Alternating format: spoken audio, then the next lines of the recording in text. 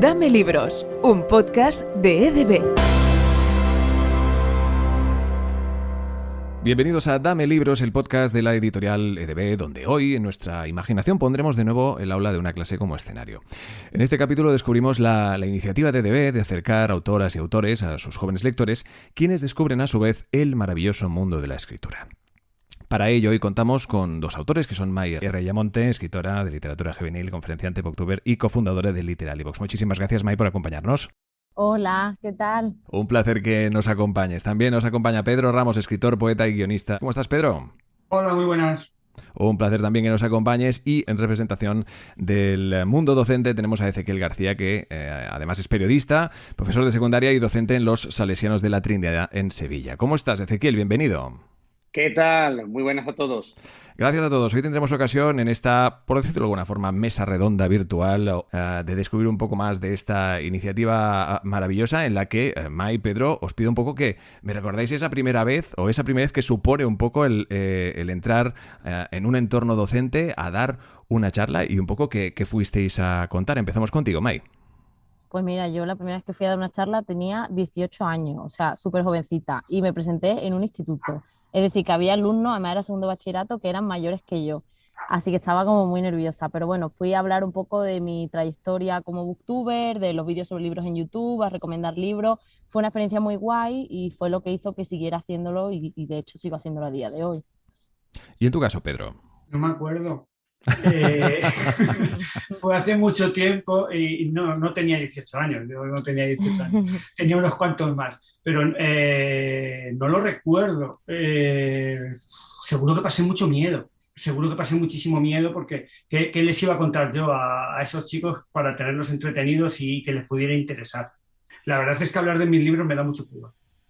Claro, exacto. Aparte, encontrarte con algunos lectores, obviamente, y potenciales lectores, ¿no? Que de alguna forma, pues, están ahí ametrallados a cantidad de inputs en el entorno digital, que también entraremos en ese tema y también os preguntaré, pero en vuestro caso, Ezequiel, y también como representante del ámbito docente, ¿no? ¿Qué impacto pueden tener estas charlas en el alumnado? Pues a corto plazo suele ser bastante poderosa, porque los chicos parece que en ellos despiertan, los chicos y las chicas despiertan un sentimiento del ser escritor que tienen ahí escondido. Ya sabemos que desde pequeñitos pues solemos tener un cuaderno o un diario en el que vamos contando cosas, y eso después, por culpa del sistema educativo, no se suele potenciar. Esa sobrecarga de asignaturas, esa falta de espacios libres en el que el chico sea creativo, todo está muy encorsetado, pero cuando llegan este tipo de charlas en las que se motiva al alumnado a escribir, sobre todo en las edades más pequeñitas, suele ser como un soplo de aire fresco. ¿Qué ocurre? Que se va poco a poco diluyendo como un azucarillo. ¿Por qué? Por lo que te he dicho, por la burocracia, por el sistema educativo que no favorece espacios creativos, por el día a día, por la masificación de las aulas. Es que todo al final influye en que ese efecto que tiene tan inmediato no se mantenga en el tiempo, ¿no? Y es una pena, porque yo creo que dentro de cada chico, de cada chica, hay un potencial escritor. Claro, exacto. Aparte también de lo que les supone el poder expresarse de otra forma, que no solo con palabras, sino también con la palabra escrita, entiendo. Exactamente, porque lo que a lo mejor no son capaces aquellos que son más tímidos de expresar delante de un docente o delante de sus compañeros por temor al público, ¿no? Que, ojo, conocemos escritores y escritoras que son, que tienen pánico al público, ¿no? Y que no suelen hacer grandes eventos por lo mismo, porque el mundo de su escritorio, su lugar donde escriben, suele ser ese lugar en el que se le abre la mente. Pues lo mismo ocurre, ¿no? Con el alumno que escribiendo te sorprende y se descubren muchas cosas, muchísimas cosas. Nos sorprenderíamos, Eduard, cuántos problemas en nuestros centros salesianos, cuántas inquietudes podemos resolver a través de la escritura, porque el chico o la chica se abre su corazón, abre su mente y podemos intervenir como educadores, y es algo muy bonito también, ¿no? Repito lo de antes, Eduard, qué pena que no tengamos más espacio ni más tiempo para poder desarrollar este tipo de iniciativas, ¿no?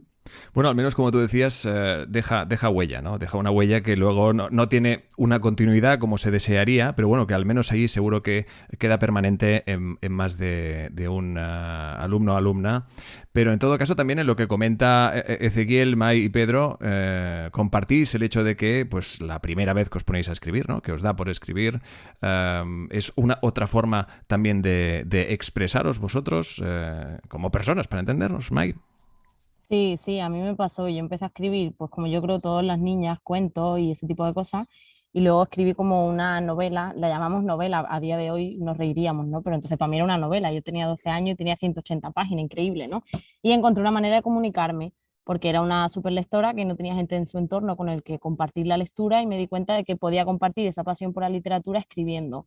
Es verdad que con los años pues cada vez comunico menos quizás mi día a día y mis sentimientos y lo transformo en otros personajes y en otras historias, pero sin duda es otra manera de comunicarnos diferente. Aunque también te digo, yo soy súper dicharachera, estoy todo el día hablando, o sea que yo creo que me comunico de todas las maneras posibles, escribiendo, hablando, me sale por todos lados. Claro, en tu caso, Pedro, ¿cómo recuerdas esa primera vez de atreverte o de enfrentarte? Llámale papel en blanco, llámale pantalla en blanco.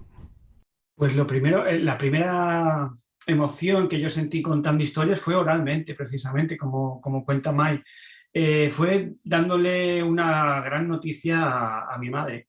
Yo tenía unos 11, 12 años y le dije que me quería casar. Ella estaba planchando, lo recuerdo perfectamente, y estaba de espaldas a la terraza, ¿no? Y se quedó con la plancha en la mano, mirándome, y me dijo, ¿y con quién te quieres casar? Y le dije la verdad, le dije que me quería casar con mi profesora de inglés. Al final no lo conseguí. Es decir, de tu capacidad oratoria la dejaste ella sin palabras, ¿no? Un poco también.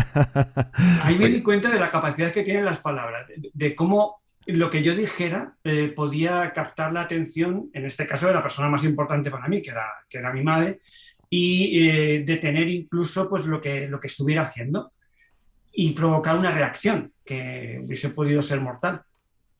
claro, y esa es otra de las preguntas que van un poco de la mano, ¿no? Ahora descubrimos un poco cómo nuestros invitados pues se enfrentan a la primera vez que tienen que ponerse a escribir, que son personas que, como bien escucháis, tenían ya ciertas capacidades oratorias, pero ¿cómo transmitimos esto a las alumnas y alumnos? Es decir, ¿cómo les explicamos qué supone ser escritor-escritora, Mai?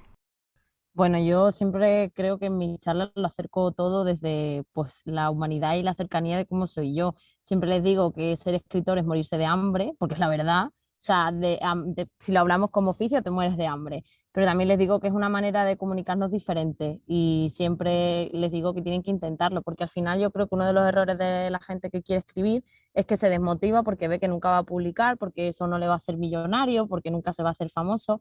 Y yo creo que tienen que encontrar una manera de comunicación y siempre digo que es una manera de ocio también y que hay que empezar por algún sitio y que con los años pues puedes ir viviendo de eso o no, pero también puedes tener otro tipo de trabajo y que en tu tiempo libre te guste escribir, porque hay muchos motivos para escribir, no solo para publicar o para que sea tu oficio.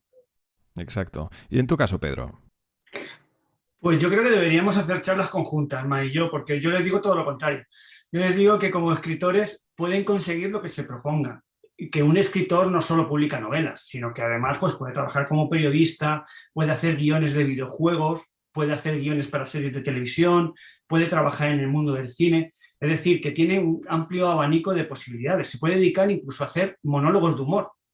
Es decir, que si tú quieres contar historias, no solo tienes que ser booktuber o no solo tienes que meterte en el nuevo sistema, sino que puedes hacer lo que quieras, que el hombre lleva contando historias desde que se reunía alrededor de las hogueras y que lo va a seguir haciendo. Lo que cambiará será el formato, cambiará el soporte, pero vamos a seguir contando historias. Es decir, los escritores, los contadores de historias, tienen una larga, larga vida. Y hay un mito sobre los chavales, sobre que los chavales no escriben, que los chavales no leen.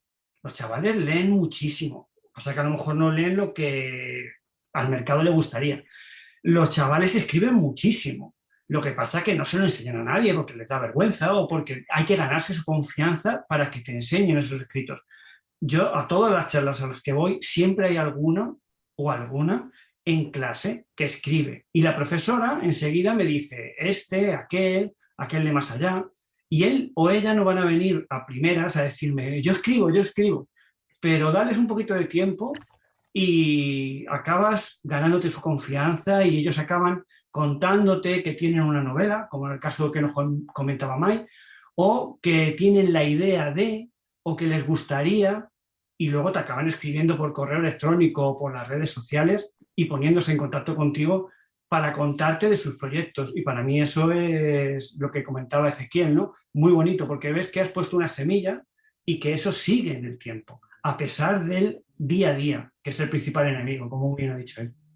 Hay otro detalle ahí muy interesante que en eso Ezequiel seguro que se enfrenta cada día, es el de la confianza en uno mismo, es decir, cómo estás alumnos y alumnos con potencial para la escritura o que obviamente pues o sencillamente escriben lo que sienten o relatan las historias que les pase por la cabeza, necesitan de este plus de confianza un poco para pensar que, bueno, que pueda tener cierto potencial lo que puedan expresar mediante la escritura. Ezequiel, me gustaría también que un poco que desde tu punto de vista nos contaras primero si te has encontrado, obviamente que entiendo que sí, con alumnos y alumnas con potencial para la escritura y luego a nivel de confianza que les falta o qué necesitan para creérselo.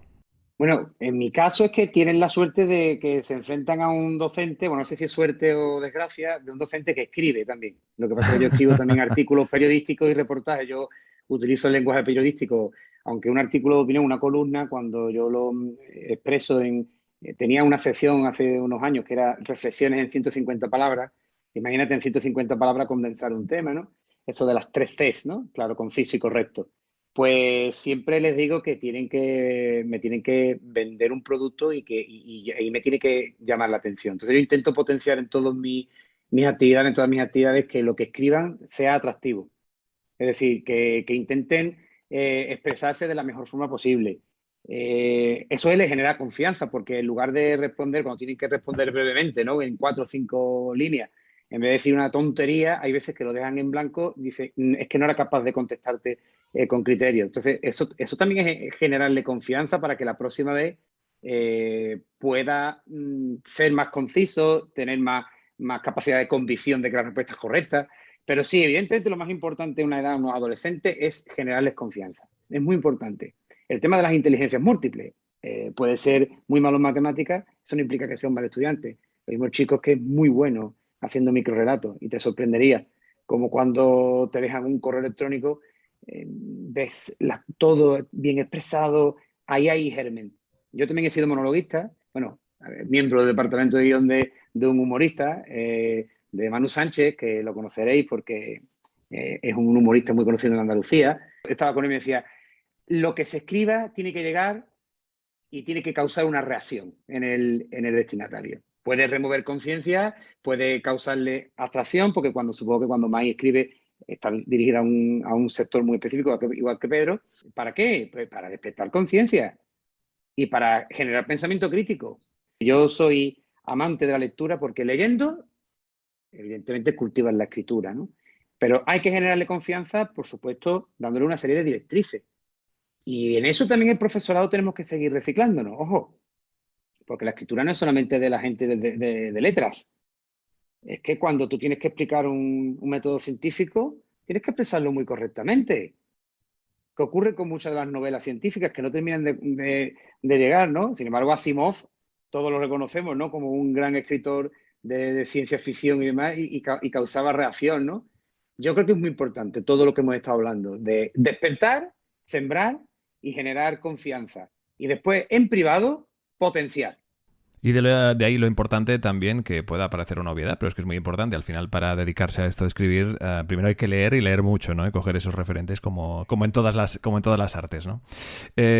Mai y Pedro, habéis dado algunos detalles de ciertos consejos que podéis dar a estos potenciales escritores y escritores, pero ¿qué más les decís cuando veis que alguien muestra más interés de lo que podáis decir en vuestras charlas, ¿no? Que os vienen a consultar aparte, oye, mira, pues yo he escrito esto, he escrito aquello, ¿qué más me puedes decir? Empezamos contigo, Mai. Bueno, en realidad casi toda la gente que a mí se me acerca escribe narrativa porque es lo que yo escribo también. y siempre piden consejos cuando se acercan, ¿no? Cuando ya pueden ser chavales de instituto después de la charla o generalmente es cuando te vas, te buscan en Instagram y te escriben, ¿no? Ay, pues yo soy no sé quién, estaba en tu charla y quería contarte que escribo esto y tal, ¿qué consejo me puedes dar? Y yo siempre tiro un poco por consejos de escritura creativa porque es que parece que es lo que la gente más busca, incluso lo que yo busco cuando conozco a otros escritores, ¿no? Siempre les digo que hay que saber si eres autor de brújula o de mapa, si trabajas con escaleta, sin escaleta, les explico lo que es una escaleta, la importancia de tener un guión, cómo construir las tramas, los personajes. De alguna manera yo creo que son los mejores consejos que podemos acercar las escritoras porque son consejos que yo también buscaba en otros momentos. También suelen preguntar mucho cómo se publica, cómo se llega a una editorial. Entonces, pues son todos esos consejos o quizás experiencias que yo tengo los que les intento transmitir. Y en tu caso, Pedro. Pues sí, básicamente lo que ha comentado Mai. Normalmente, pues eso, una serie de conceptos básicos que ellos lo que más les preocupa. Y una pregunta que aparece ahora mucho en las charlas, no sé si te habrá pasado a ti, es, ¿pero cuánto ganas? Quieren saber cuánto vas a ganar, o sea, cuando tengan el libro, ¿cuánto van a ganar? Es la pregunta broncano que yo llamo, ¿no? O sea, se ha puesto muy de moda. Claro, exacto. Y quizá poner en valor la experiencia de escritor es lógico, ¿no? Que al final no deja de ser un oficio también del que uno, con toda la ilusión, como todo aquel que quiere trabajar de lo que le gusta, pues quiere ganarse la vida y vivir de ello, ¿no? Pero sí que es verdad que también poner en valor lo que supone un proceso de creación de un relato, ¿no? Que es algo tremendamente complejo y que surge, pues como plantea Mai, como plantea Pedro, de hacer estos ejercicios, de ir practicando, de ir a inspirarse, de hacer estos retiros, ¿verdad, Mai? En el que coger inspiración para nuevos relatos. Dedicarle tiempo, es muy importante dedicarle tiempo. Si no le dedicas tiempo, no lo consigues. Ponerte un horario, cumplirlo, es la mejor manera de conseguirlo. Claro, esa es otra, ¿no? Es decir, muchas veces es pensar, bueno, va, pues yo me pongo a escribir y sale ya. Y mucho menos, obviamente, ¿no? Es también hacer frente muchas veces a ese relato que te piensas que puede ir por un lado, por un otro, y a lo mejor se acaba en el segundo párrafo, ¿no, Pedro? No sé si en este aspecto también existe algún ejercicio en el que decir, bueno, pues a lo mejor coge, levántate y vete a dar una vuelta, o bien piensa en otros detalles que para poder seguir desarrollando esta historia que quieras contar. Pues mira, precisamente aquí en mi escritorio tengo unos dados con unos símbolos y cuando me siento un poco atascado tiro los dados y espero a ver qué sale y voy jugando. Alterno lo que muy bien ha dicho Mai de ser brújula o mapa y así van saliendo las mejores historias. No hay que ponerse ningún corset, hay que dejarse llevar y ver de verdad qué es lo que querías contar. Incluso terminas el libro y ahí lo que queda no es exactamente lo que tú te habías propuesto en un primer momento. Es lo mejor que lo has podido hacer en ese caso. Y en vuestro caso, Ezequiel, ¿de qué forma, con qué ejercicios, con qué actividades, aparte de esta iniciativa, de lo que supone llevar a las aulas a autoras y autores para que descubran los alumnos de qué va todo este maravilloso mundo de la escritura, qué otras actividades e iniciativas les proponéis para incentivar este arte de la escritura en ellos?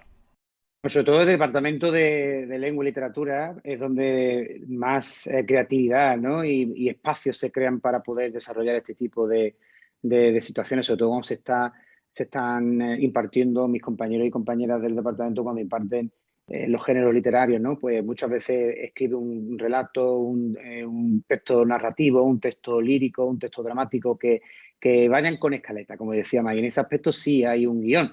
¿Por qué? Porque el chico tiene que acostumbrarse a una rima, es una forma también de integrar los criterios de evaluación dentro de una actividad llamativa y práctica, y además cooperativa.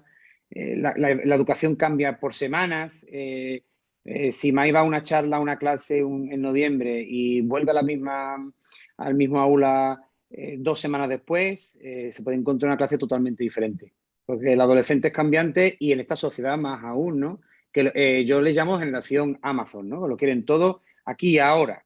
Pues igual ocurre muchas veces con este tipo de ejercicios. De ahí que hayan tenido tanto éxito los microrelatos, ¿no? Entonces mis compañeros de departamento en ese aspecto lo hacen bastante bien y sé que otros centros salesianos están apostando por este tipo de iniciativas creativas, ¿no?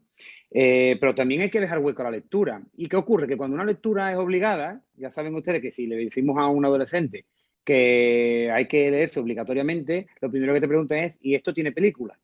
Es decir, ¿por qué? Pues porque no les hemos hecho, eso es un fallo también nuestro del docente, no les hemos hecho y de la familia, por supuesto. Llamativa, ¿no? Con appeal, el hecho de la lectura. ¿Es obligado porque me entra un examen y lo tengo que vomitar? No, planteémoslo de otra forma, mediante relatos cortos, mediante sagas, favoreciendo la comprensión lectora, la entonación, el saberse expresar, la oratoria. Ahora que están integrando en los primeros cursos de secundaria una nueva asignatura que es oratoria y debate, es muy interesante que se cultive mediante la lectura también. Leemos para poder después hablar con criterio, ¿no? Y, por supuesto, al hablar con criterio y crear un discurso, estamos escribiendo. Fijaos qué bonito, ¿no? Todo integrado. Hay muchos momentos, Eduard, muchísimos momentos en los que estamos creando esos espacios, ¿no? Y, evidentemente, bueno, de Casa Salesiana a la que estamos hablando de literatura juvenil, pues ha salido un gran escritor como es Blue Jeans, ¿no? Es antiguo alumno hablaban de que era el Federico Mocha, ¿no? De España, ¿no? Blue Jeans. O Francisco de Paula es antiguo alumno de un colegio salesiano de Carmona, en Sevilla. Y en las clases de don Antonio, que también fue profesor mío, se generaban esos momentos. Entonces, lo que está haciendo compañeros como Mai, como Pedro, eso se tiene que hacer más a menudo y tener un seguimiento, porque a la larga es que tienes resultados, aunque sea uno, pero vaya uno, ¿no? Por ejemplo, ¿no? Pero quién sabe, ¿no? Tenemos que darle una vueltecita a la forma de educar y a la forma de fomentar el hábito escritor, ¿no? Entre nuestros chicos y chicas.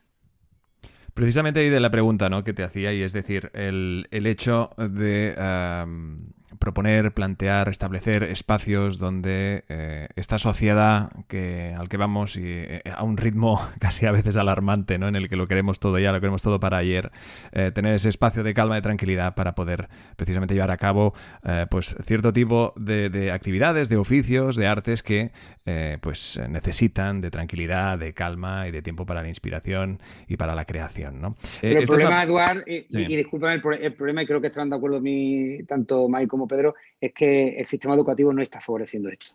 Desde pequeñito no se favorece esto. Y es una pena. Es una pena porque es clave. La creatividad es clave. Y el escribir es creatividad por los poros, ¿no? No se está creando. Cambiamos de ley educativa cada 3, 4, 5 años y ninguna sigue sin favorecer bajadas de ratio, espacios abiertos, creativos, lugares en el que los chicos y las chicas puedan expresarse en libertad o con una tranquilidad que les permita hacer un microrelato, un texto narrativo, un texto dramático. Y eso es muy importante. Tenemos que ponerlo en solfa aquí también y pedirle a nuestros gobernantes a que favorezcan esos espacios. Los índices PISA positivos de países top favorecen eso. Espacios de creatividad. Volver al lápiz y al papel. Sí, exacto. Es un debate interesante el que propones y a su vez también tener en cuenta y poner en valor los profesores, los profesionales docentes que, como tú aquí como ejemplo y representándolos a todos ellos y en todo nuestro país, que de alguna forma también ayudan y creo que incentivan esta necesidad de cambio y también lo hacen pues con estas pequeñas acciones que llegan mucho más lejos de lo que imaginamos, ¿no? Pedro, Mai, ahora que precisamente comenta esto Ezequiel, entiendo que compartís, no sé cómo recordáis vuestra etapa escolar y cómo se incentivaba precisamente esta creatividad. Empezamos contigo, Pedro. Pues yo no recuerdo recuerdo muy bien a los profesores que se involucraban. Recuerdo con muchísimo cariño a los profesores que de verdad me empujaron a investigar, a aprender, fomentaban la curiosidad más que otra cosa, ¿no? Que es lo que creo que debemos intentar. Más que apilar conocimientos, descubrir, ¿no? Esa curiosidad que tienen muchísimos alumnos, porque son muchísimos alumnos los que tienen esa curiosidad, fomentarla, alimentarla de alguna manera y encauzarla. Yo creo que eso es lo que estaba haciendo hincapié Ezequiel y es lo que hay muchos profesores que lo siguen haciendo, ¿no? Eso es cierto, porque además el que te llama un año y te vuelve a llamar al año siguiente y te vuelve a llamar al año siguiente y tú vas viendo cómo ha ido trabajando con sus alumnos o en el departamento de literatura de determinado instituto, hay un trabajo con rigor, eso acaba dando frutos y vamos, es que es obvio. No hace falta que salga un escritor como Blue Jeans para que salgan personas que leen y escriben, porque lo van a tener que hacer durante el resto de su vida. O sea, da igual que se dediquen a ser escritores y sean multimillonarios como Mai y yo, da igual. O sea, es que ellos van a tener que ser lectores y escritores aunque no quieran, aunque sea para leer el Marca, pero tendrán que enterarse de lo que están leyendo. Y en tu caso, Mai. Sí, yo además recuerdo que fue gracias a un profesor de lengua que yo seguí escribiendo cuando estaba en el instituto. Y recuerdo otros profesores que hacían la labor contraria, que me preguntaban por qué leía tanto, por qué escribía tanto. Quiero decir que tenemos los dos lados. Yo he estudiado filología y he estado trabajando también en institutos, también soy docente, lo que pasa es que no es mi vocación, entonces no ejerzo porque no quiero, o sea, no sigo ejerciendo porque no quiero.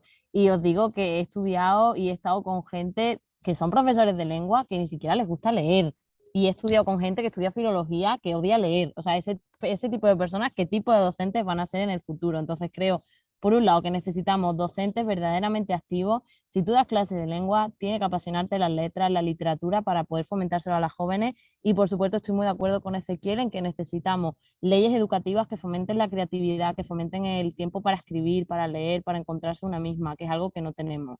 Y yo os digo que yo fue gracias a un profe que seguí escribiendo, pero también tuve otros que fueron muy duros conmigo. O sea, que tenemos los dos lados y las dos caras de la moneda.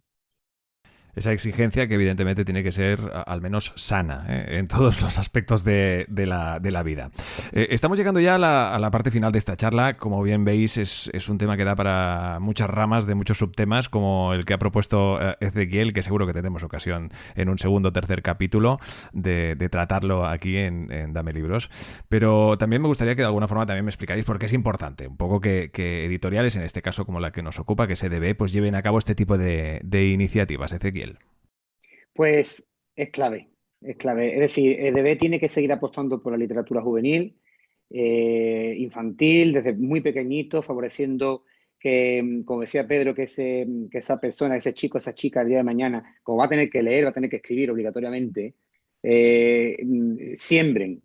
Evidentemente tiene que estar en continuo reciclaje, es decir, los gustos van cambiando casi por meses y las novelas. Por eso hay tanta explosión de novelas, ¿no? Ahí yo creo que debe estar haciendo una apuesta interesante por autores noveles y yo creo que es importante que siga en ello, adaptándose a la realidad de nuestro mundo, al mundo que va a salir de la pandemia.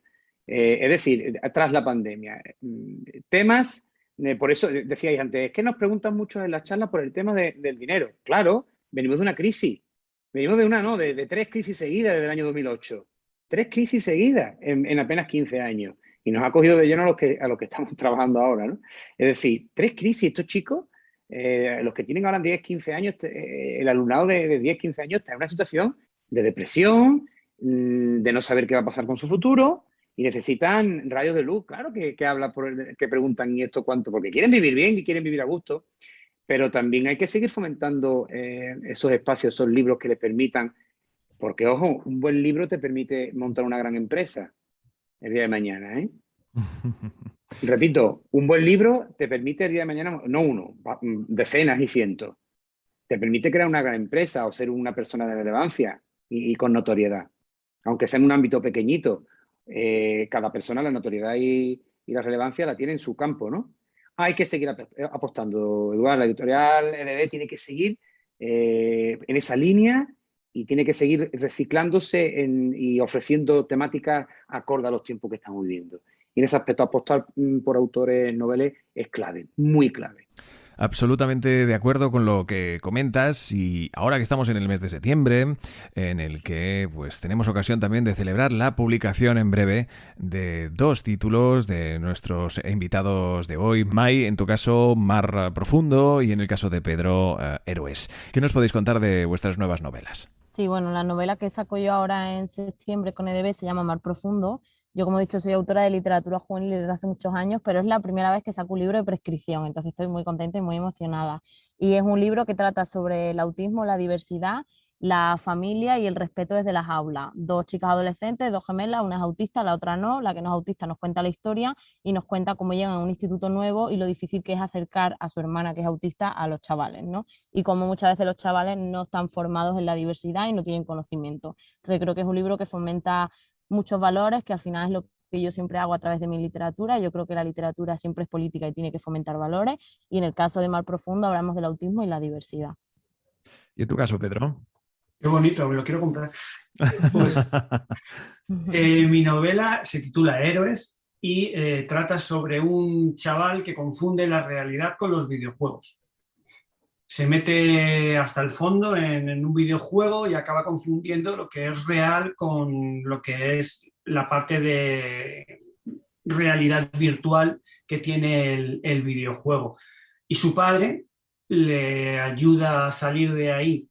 Imagínate a un padre jugando a los videojuegos, pero bueno, eso da para muchos juegos, da para muchas novelas. Estos son temas actuales, Eduard, a esto nos referíamos. Y perdóname antes de despedirnos, tanto un tema además tan importante, ¿no?, como educar en la diversidad, ¿no?, que es que las aulas no son las de hace 10, 15, 20 años, y la futura novela de Pedro, pues el tema de los videojuegos, que tantos dolores de cabeza nos está dando en las aulas por las nuevas adicciones y demás, y que el COVID ha hecho tantísimo daño, ¿no? Es muy importante seguir con este tipo de temáticas. Enhorabuena a los dos, porque es clave seguir en esa línea. Y bueno, yo, es más, diría enhorabuena a los tres también por el enorme trabajo que hacéis los tres, por todo lo que implica vuestro trabajo, el impacto que genera, y es algo que hoy en este capítulo especial hemos querido poner en valor. El arte de escribir, cómo se transmite a las jóvenes promesas de la escritura a través de las aulas en esta iniciativa maravillosa de EDB. Y lo hemos tenido ocasión de comentarlo con May Reyamonte, escritora de literatura juvenil, conferenciante, booktuber y cofundadora de Literally Books. Muchísimas gracias, May, por acompañarnos. Muchas gracias a vosotros. Pedro Ramos, escritor, poeta y guionista, gracias por acompañarnos y por tu buen sentido del humor. Muchísimas gracias a vosotros. Y Ezequiel García, periodista, profesor de secundaria y docente en los Salesianos de la Trinidad en Sevilla, también muchísimas gracias por acompañarnos. A los tres, muchas gracias a vosotros. Descubre todas nuestras publicaciones literarias y educativas en edb.com y síguenos en redes sociales.